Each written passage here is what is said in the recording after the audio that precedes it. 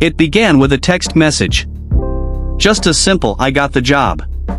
For his family in Lagos, it was the best news they had heard in months.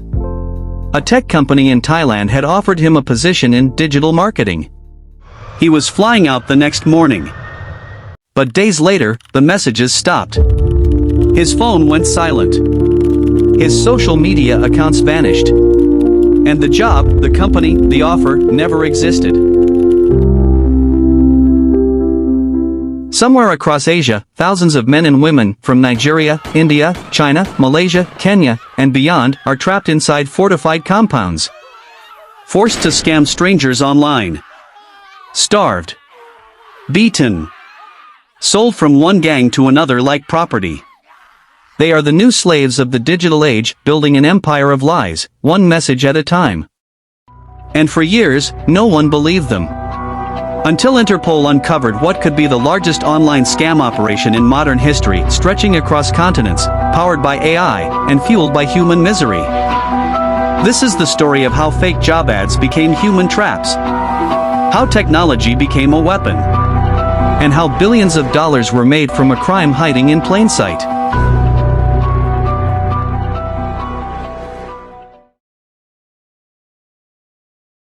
In 2025, social media feeds across Africa and Southeast Asia were flooded with the same message. Urgent hiring, international digital marketing role. Free visa, free housing, excellent pay. It looked harmless. Legitimate. The posters used corporate logos, verified WhatsApp numbers, even fake LinkedIn recruiters. For thousands of young people desperate for opportunity, it was the promise of a better life. But behind the friendly messages was a well-oiled machine, an international trafficking network stretching from Myanmar to Laos, Cambodia to Dubai. Each agency was part of a chain that sold human beings like software licenses, moving them from one front company to another, with every transfer increasing their debt. When the victims arrived, the dream ended at the airport gate. Passports confiscated. Phones seized. And within hours, they were loaded into vans headed for sealed compounds. Inside, the air smelled of sweat and fear. Armed guards patrolled corridors lit by neon bulbs. Each room held rows of computers, hundreds of workers forced to catfish strangers, scam investors, and impersonate government officials. They called it the company. But it wasn't business, it was slavery. Victims who refused to work were beaten, shocked, or resold. Those who performed well were rewarded with cigarettes, instant noodles, or short rest hours. Interpol's 2025 investigation would later reveal that some victims were earning their captors over $25,000 per week each by running fake crypto investments, romance scams, and business email fraud. The modern sweatshop had gone digital. This was no longer a regional problem. It was a global criminal industry fueled by poverty, powered by AI, and protected by corruption. And somewhere in those locked rooms, the man from Lagos was still alive. Typing, smiling through a screen, pretending to be someone else, hoping someone, somewhere, would notice. Hidden deep in the borderlands of Myanmar, Cambodia, and Laos lie compounds that don't exist on any map. Satellite images show warehouses. Locals whisper about foreigners who never come out. But inside these walls, an invisible empire runs 24 hours a day. Each compound houses hundreds, sometimes thousands, of captives. The architecture is the same everywhere, high fences topped with barbed wire, security cameras on every corner, and guards armed with tasers and assault rifles. Once inside, escape is almost impossible. Victims are divided by departments. The love department, experts in online romance scams. The investment department, fake brokers promising crypto riches. And the authority desk, teams pretending to be law enforcement or bank officers to extort money. Each employee has quotas, daily targets in dollars. If they fail, they are beaten, starved, or sold to another compound. Many victims come from middle-class backgrounds, students, office workers, even IT graduates. Their crime? Believing in a better future. Some manage to smuggle phones and send desperate videos online, faces swollen, voices trembling, begging to be rescued. Those who try to escape are often caught by local militias and returned for a bounty. Investigators discovered that many of these compounds are protected by corrupt local officials, military groups, and businessmen who take cuts from the profits. It's an economy of human misery, sustained by silence and fear. Interpol's 2025 report estimates that this web of scam centers earns more than $15 billion a year, more than the GDP of several small nations combined. Every fake crypto site, every romance scam, every phishing email could trace back to one of these rooms. The captives type, day after day, pretending to be free while the world scrolls past their messages. Somewhere between empathy and greed, the victims and the scammers become one blurred reflection in the digital mirror. But the illusion couldn't last forever. In early 2025, an encrypted file reached Interpol headquarters, photos, names, coordinates. It was the first crack in the wall. For months, families waited for messages that never came. Calls went unanswered. Social media accounts went silent. One by one, the missing names began to pile up. At first, authorities treated them as routine disappearances. A few young men and women traveling abroad for jobs, not unusual, not alarming. But when the pattern repeated across dozens of countries, it became impossible to ignore. In Nigeria, the Philippines, India, and Kenya, families compared notes online and discovered the same details, the same recruiters, the same job descriptions, the same promise of free travel and high pay. They had all vanished into the same digital void. Some families received strange messages months later, short, panicked notes sent from unknown numbers. "I'm fine. Don't worry. I can't talk now. Tell everyone I'm working." But the tone was wrong, cold, mechanical, as if someone else was typing. A few desperate relatives sold property and traveled abroad, retracing the last known movements of their loved ones. In Thailand and Cambodia, they found empty offices where fake companies once operated. In border towns, they met others searching too: parents, siblings, friends holding photos, whispering the same questions.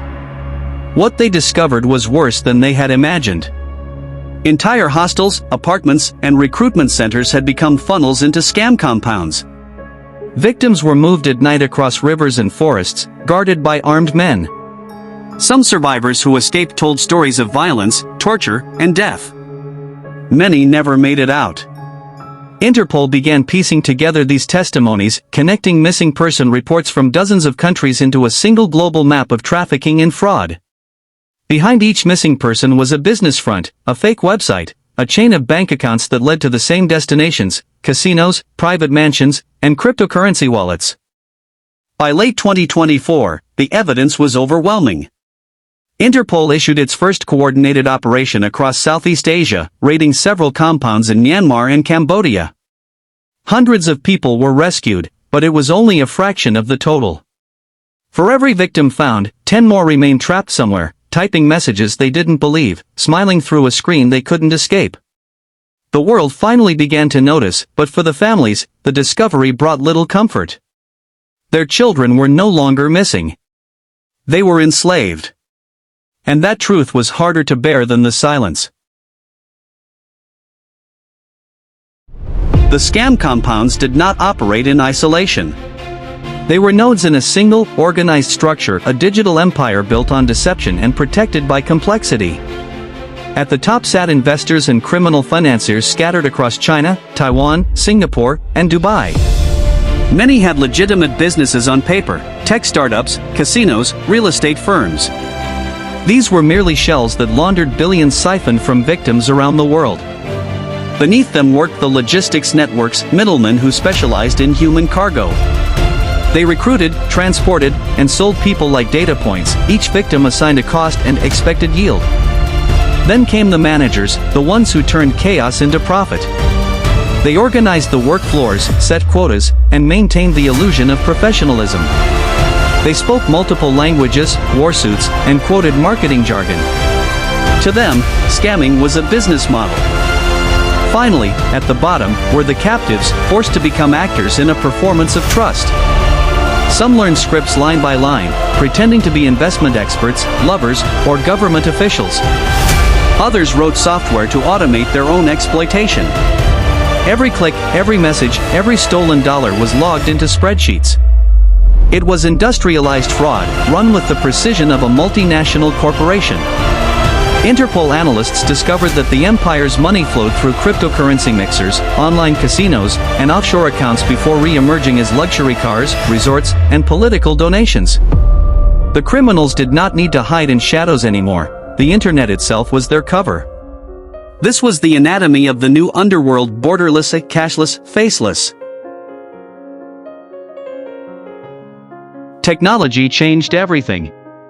In the early days, scammers typed messages manually, studying their targets and responding one by one. By 2025, artificial intelligence had taken over. Machine learning models could generate romantic conversations, fake investment dashboards, and even clone voices in real time. A single operator could now manage dozens of victims at once, with AI producing personalized replies that sounded human. Victims fell deeper because the messages never sounded scripted. They adapted, learned, and evolved. Inside the compounds, specialized teams trained these systems, feeding them stolen photos, social media posts, and real bank data. The goal was emotional manipulation at scale. When authorities tried tracing the scams, they hit a digital fog. The messages came from anonymous servers, the phone calls from cloned numbers, the videos from AI-generated faces. The tools designed to connect the world had become weapons of deception. For the trafficked workers, the technology was both a cage and a shield. They used it to hide their pain, sometimes sneaking hidden pleas for help inside coded messages. A few managed to smuggle evidence out through encrypted files. One of those files, filled with images of bruised captives and coordinates of their location, reached Interpol headquarters in early 2025. It became the spark that ignited the first coordinated crackdown. Interpol's task force gathered intelligence from over 40 countries. The operation was codenamed Ghost Wall. Raids began before dawn across Southeast Asia. In Cambodia's Sihanoukville, armored vehicles surrounded a walled compound the size of a football stadium. Inside were more than 1,000 workers, some barely teenagers, chained to their desks. Simultaneously, Myanmar's border police stormed compounds in Mayawati and Tachalike, arresting dozens of gang leaders and rescuing hundreds more. The images shocked the world: frightened young men stumbling out of buildings with their hands raised, guards lying face down in the mud. But victory came at a price. Many of the ringleaders had fled days before, tipped off by local officials. Corruption ran deep. Some police officers were found to be investors themselves. Still, it was a turning point. For the first time, governments admitted the scale of the crisis. Rescue flights carried victims back to their home countries. Nonprofits and investigators began documenting the survivors' stories, revealing how modern slavery had quietly merged with digital crime. Interpol's director called it the largest coordinated anti-fraud and human trafficking mission in the organization's history. Yet even as the raids continued, reports of new compounds emerged elsewhere: Laos, the Philippines, even parts of Africa. The empire was wounded, not dead. The crackdown proved one truth: you can dismantle a building, but you cannot easily kill a system built on desperation and greed. The crackdown exposed something far larger than anyone expected. This was not just a Southeast Asian crime network. It was global. Victims had been trafficked from Nigeria, Kenya, South Africa, India, Pakistan, Brazil, China, the Philippines, and dozens of smaller nations. Each country had its own recruiters. Each recruiter had their own pipeline. But all pipelines led to the same end: the compounds. Governments began to realize that the scam industry had become a shadow economy worth billions annually, feeding off poverty, unemployment, and the promise of escape. Families who got their loved ones back struggled to understand what had happened. The rescue didn't describe criminals with guns. They described schedules, supervisors, performance targets, and punishment quotas. It sounded less like kidnapping and more like a corporation built out of fear. Victims returned home with trauma that didn't fade. They were often isolated, ashamed, or blamed by their own communities for falling for a scam. Few understood that they had been enslaved. Meanwhile, the networks adjusted. When Cambodia cracked down, operations moved deeper into Myanmar. When Myanmar tightened borders, compounds appeared in Laos. When Asia became risky, whispers emerged of new sites in rural South America and war zones in Africa. The criminals had learned one essential rule. It is easier to replace a country than to lose profits. The empire survived because it did not depend on one place. It depended on the world's silence. When survivors finally began to speak publicly, the world listened differently. Some spoke in courtrooms. Others in documentaries. Most spoke online, where their voices spread without borders. Their stories shared the same themes. They believed they were getting real jobs. They trusted recruiters who sounded educated. They thought they were escaping hardship. And somewhere along the journey, control was taken from them swiftly and completely. One man described how they made him pretend to be a stockbroker. He chatted daily with wealthy investors, convincing them to pour money into fake portfolios. He watched them lose everything. He hated himself for it. But every time he hesitated, he was beaten and starved. Another survivor said she was forced to pose as a young woman in love, sending romantic messages to strangers across the world. She said she forgot her own voice, because so much of her day was spent pretending to love men she had never met. Some survivors cried as they explained the guilt of being both victim and participant in the harm of others. They were not criminals. They were tools.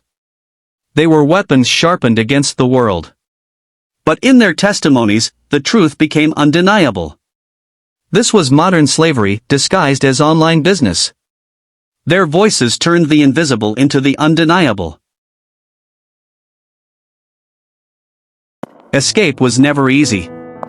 Inside the compounds, every movement was watched. Every door locked. Every window barred. But desperation sharpens the mind. Some captives mapped the routines of guards. They counted footsteps, memorized shift changes, and learned which corridors fell into shadow at night. Others smuggled scraps of cardboard and wires to pick locks or disable alarms. Most attempts failed. Those who were caught were beaten. Some were sold to harsher compounds as punishment. Many simply disappeared. Yet, a few succeeded. One survivor escaped by pretending to be sick, collapsing near a gate, and sprinting when the guard loosened his grip. Another bribed a guard with the only thing of value left, a phone number of someone willing to pay. A small number used smuggled phones to send GPS coordinates to their families, and operatives raided the compound at dawn. Each rescue sparked another. Each testimony revealed another compound. Slowly, the invisible walls began to crack. But the scars ran deeper than the fences. Trauma travels home with you. Silence follows you across oceans. Some survivors could not sleep with the lights off. Some could not stand the sound of typing. Some never spoke of what happened at all. The fight to escape the compound was only the first battle.